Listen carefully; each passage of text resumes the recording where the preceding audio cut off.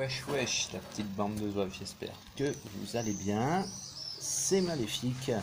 Et donc aujourd'hui, en fait, on se retrouve pour une nouvelle vidéo dans laquelle je vais vous parler un peu la vidéo de l'acte B. La fameuse vidéo que vous attendez depuis un petit moment maintenant. L'acte B sur les boulistes. Parce que je m'aperçois que ça fait maintenant, c'est la 30e partie de boule qui s'est passée hier.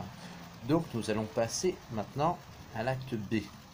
Bon, pour celles et ceux qui souhaitent me rejoindre et approuvent mes idées, il suffit tout simplement donc du lundi au vendredi d'aller à la Banque de France, d'échanger les pourris pour récupérer des francs. Bon, jusque là nous sommes d'accord, c'est ce que je parlais de l'acte 1. L'acte B maintenant, c'est tout simplement lorsque maintenant vous êtes rentré chez vous, vous avez vos francs entre les mains, que vous avez vos amis commerçants, producteurs locaux, vous commencez à les payer en francs, d'accord? Donc vous commencez à refaire une économie, c'est-à-dire que petit à petit, il ne faut pas que vous soyez à 10 évidemment, parce que si vous êtes à 10 c'est pas la peine, mais il faut que vous soyez à peu près 5-6 par petit commerçant, voire 8, ce serait bien 8. 8 chez libraire, 8 chez le boucher, 8 chez le charcutier, 8, enfin chez le charcutier c'est la même chose, 8 chez le buraliste, 8 chez le boulanger, 8 chez le pharmacien, etc., etc. Donc vous délivrez et vous commencez à payer en francs. Suite à ça, vous allez voir les petits producteurs locaux et vous les payez en francs. Et vous leur passez le message en même temps que pour éviter de vous faire continuer à vous faire plumer, taxer sur les impôts, etc., vous fermez toutes et tous vos comptes bancaires. Et vous allez à la Banque de France, vous allez chercher votre argent en francs. Vous demandez à votre patron de vous payer en cash, en liquide et en francs. Alors, vous allez me dire, ouais, mais comment on fait? Parce que là, c'est bien compliqué. Donc, je vais faire un peu plus simple. Vous fermez vos comptes bancaires. D'accord?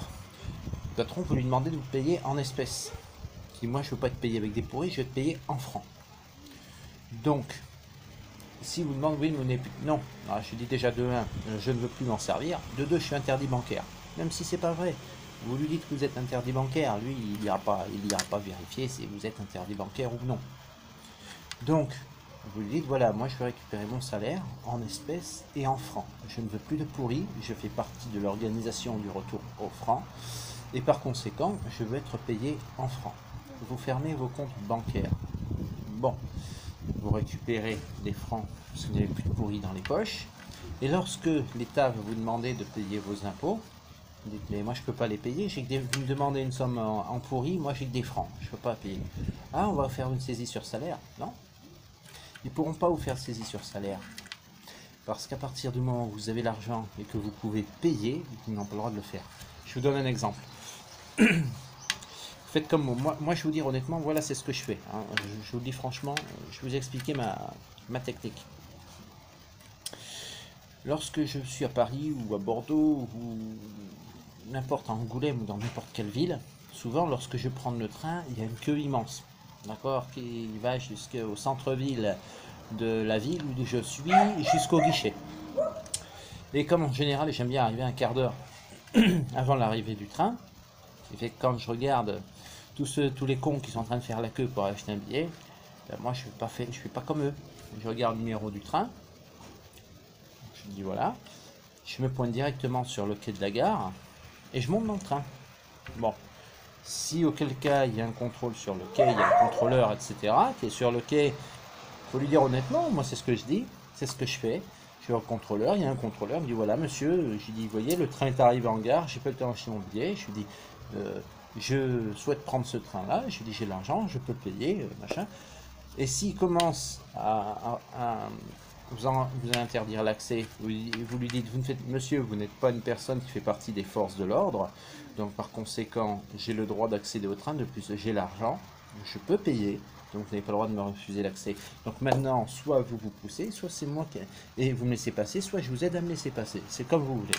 Un contrôleur n'est pas une personne assermentée des forces de l'ordre qui doit vous dire de monter ou de ne pas monter dans le train. Vous avez l'argent sur vous, en gage, vous pouvez payer. Il n'a pas le droit de vous accéder, de vous refuser l'accès au train. Ce quelqu'un le fait, vous appelez les flics. Avec les flics, vous passerez. Et le contrôleur, il fera pipi la clotte, il vous laissera passer. Croyez-moi. Je le sais parce que je l'ai fait. Donc, je sais de quoi je parle, je l'ai fait. Je l'ai fait une fois, je l'ai fait une fois à Paris, je l'ai fait une fois à Bordeaux, et je l'ai fait une fois à, je sais plus si c'est Angoulême ou Poitiers. Enfin, en tout, je sais que je l'ai fait 3 fois. Donc, je sais de quoi je parle. 3 fois, j'ai appelé les flics, et le contrôleur, croyez-moi, il s'est poussé. Bon, bref. Donc, pour revenir à cette histoire des francs. Ce sera exactement la même chose. À partir du moment où vous aurez l'argent que vous pourrez payer, ils n'auront pas le droit, les huissiers n'auront pas le droit de vous saisir. Donc s'ils viennent chez vous, on va vous saisir la télé, la voiture, le sèche-linge ou quoi que ce soit, vous dites hop, monsieur, je dis jusqu'à preuve du contraire, regardez, j'ai l'argent, il est ici, il est en espèces, j'ai de l'argent, je peux payer, vous n'avez pas le droit de me faire des actes de saisie. Maintenant, l'huissier, lui, en revanche, ce qu'il a le droit de faire, et là, c'est dans son droit et c'est dans le vôtre aussi, je vous conseille aussi de le faire, c'est qu'il est en droit donc de vous réclamer l'argent en espèces, de lui donner l'argent en espèces, pour évidemment payer ce que vous devez. Donc vous lui donnez l'argent en espèces, évidemment lui vous fait un reçu comme quoi vous avez bien payé. À partir de là, vous êtes tranquille. Vous êtes tranquille et vous êtes couvert, puisque l'huissier vous a fait un reçu, c'est un reçu qui vous couvre et qui prouve A plus B que vous avez payé. Donc si après vous recevez, je ne sais pas moi, une lettre de l'EDF par exemple, ou service de Sogedo, service de l'eau, peu importe, qui vous écrit en vous disant c'est pas payé, on va vous envoyer l'huissier. Si vous avez un autre huissier qui vient, mais si la semaine d'avant vous avez payé, vous montrez votre récépissé du premier huissier auquel vous avez payé, c'est qui fait une preuve de foi de votre paiement, vous avez payé, et vous êtes couvert, donc votre facture est payée. Après, vous n'êtes pas responsable si l'huissier met 120 ans, 3 semaines ou 2 jours à envoyer l'argent. Vous avez donné l'argent à l'huissier, vous êtes couvert et c'est payé. Ils n'ont plus le droit de vous attaquer à partir du moment où vous avez payé, ils n'ont plus le droit de vous attaquer. Voilà. Donc je vous dis, parce que bon, les trucs d'huissier, je connais un petit peu aussi. Ouais, c'est du soda. Donc, ne vous fiez pas à l'apparence physique de la canette, c'est du soda que j'ai mis dedans. La canette, c'est une canette vide. Enfin, c'était une canette, il y avait du truc dedans et j'ai mis du soda à l'intérieur. Je rappelle que l'abus d'alcool est dangereux pour la santé. Donc vous devez boire avec modération. Ensuite, donc revenons à notre acte B. Donc vous avez vos francs en poche, vous commencez à payer votre commerçant. La station d'essence, machin. Vous faites comme d'habitude. Vous faites le plein de votre voiture. Machin. Vous allez à la caisse. Si la caissière ou le caissier vous refuse, il dit bon, mais d'accord, vous refusez, d'accord, au revoir monsieur, au revoir madame, je m'en vais. Prenez votre, vous partez, laissez-les faire. Ils vont appeler les flics. Et de toute façon, c'est le caissier qui l'a dans le cul d'avance. Je vous dis pourquoi. Je vais vous expliquer tout de suite pourquoi. Parce que si vous refusez de payer, vous venez à la caisse. Vous allez voir le caissier, vous venez à la caisse. C'est le caissier qui refuse que vous payiez. Donc vous n'êtes pas en tort, puisque vous êtes honnête. Vous êtes sorti de votre voiture, vous êtes allé à la boutique, vous êtes allé voir le caissier, c'est le caissier qui a refusé votre paiement. Donc vous repartez à votre voiture et vous en allez.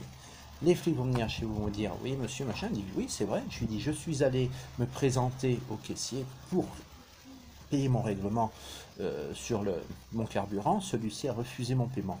Donc j'ai fait demi-tour et je suis parti, je lui ai dit merci beaucoup pour l'essence gratuite et je suis rentré chez moi.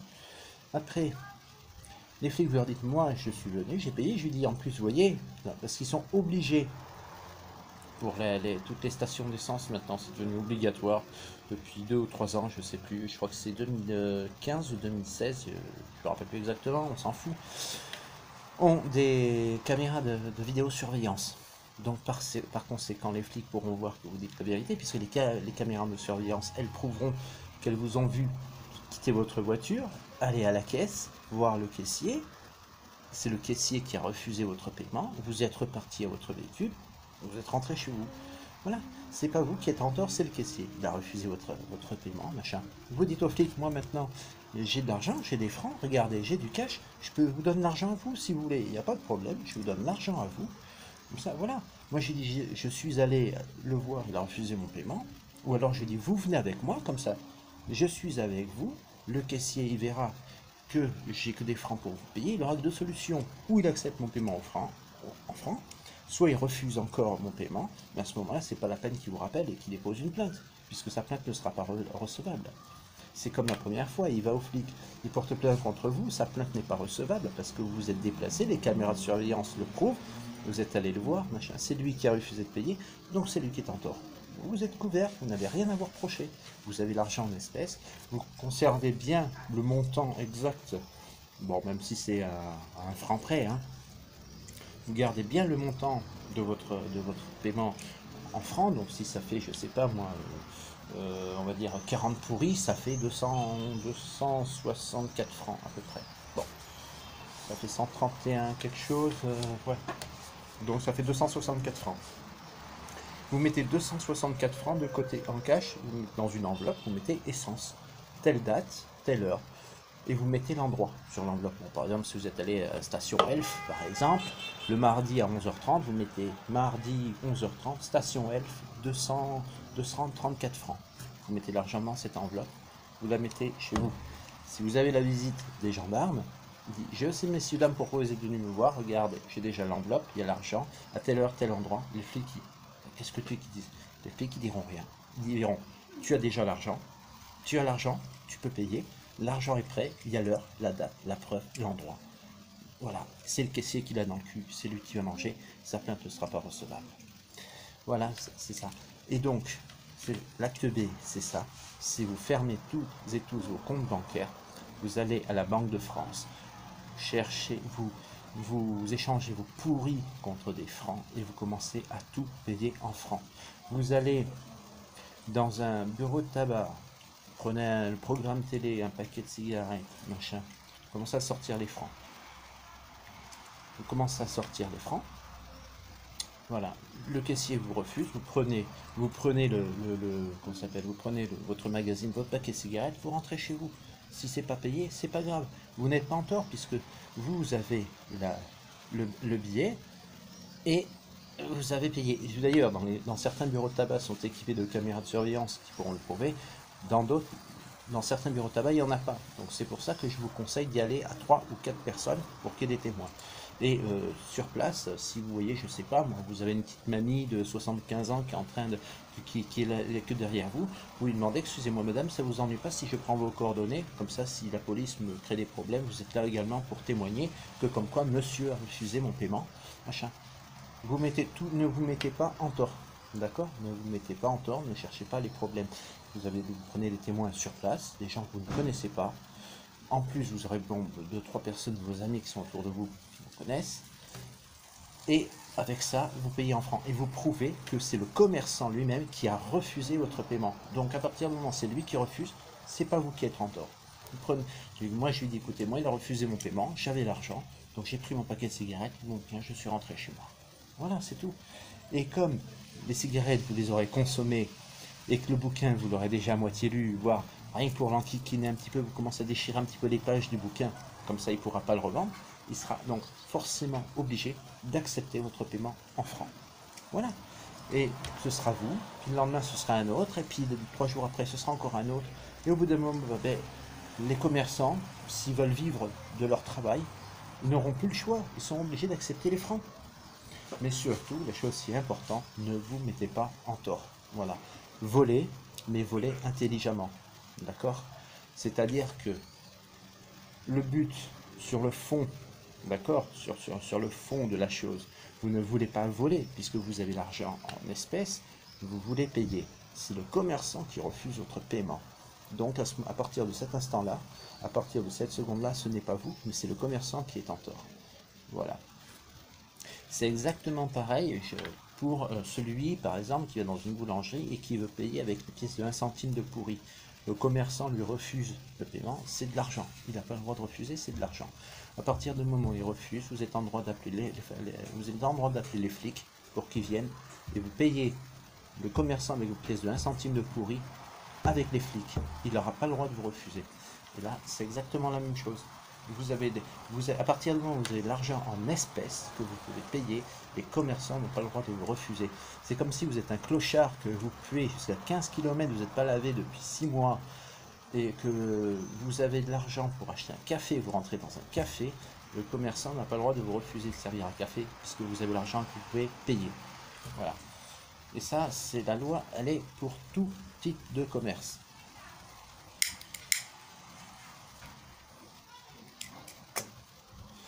Voilà. Donc, je tenais bien à préciser ce genre de choses. Donc, l'acte B, en clair, pour résumer, c'est quoi?